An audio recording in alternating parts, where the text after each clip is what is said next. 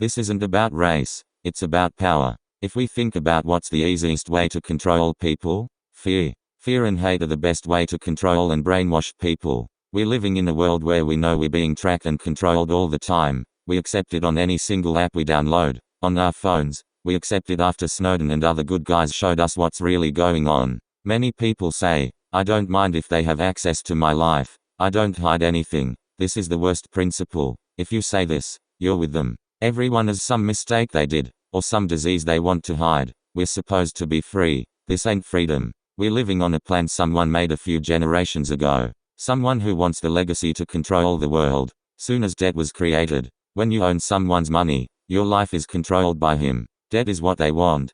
Borrow you money which they know you'll never be able to pay back, and once you don't pay you're in their hands. The hate and violence in the society is something they live for. Less work for them killing while we kill each other. First they damaged for years black people's lives. Then black and white people will fight for the rights, and then they will blame black people for riots and violence, and then a bunch of brainwashed white people will blame them again. And that's how you create a never-ending story.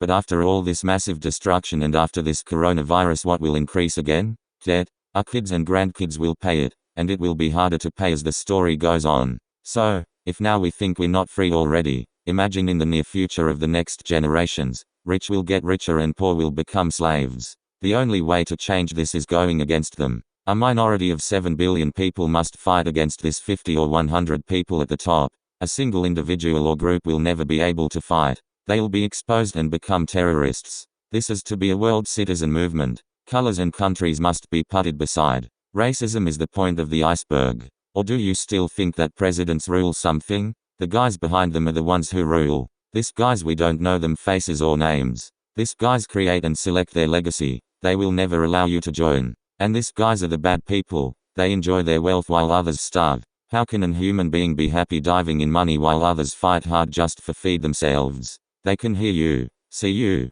know you better than yourself. Brainwashing you becomes easier with all of these tools. I don't know if terrorists are really terrorists or if they're fighting for what belongs to them. If suddenly USA runs out of water, I'm sure many countries with a lot of potable water will become terrorist. And then you'll have armed foreigners raping your wives and saying what you should or shouldn't do. I'm sure mostly of our generation isn't racist or war seeker. We want peace and the same opportunities for everyone. Even if 1 billion people are racist, the other 6 billion I'm sure they're not. Once again, this isn't about race, it's about power. We have the power, the minority of 7 billion people. Minority is a funny word since we're minority because of money. Many will die, many will fall.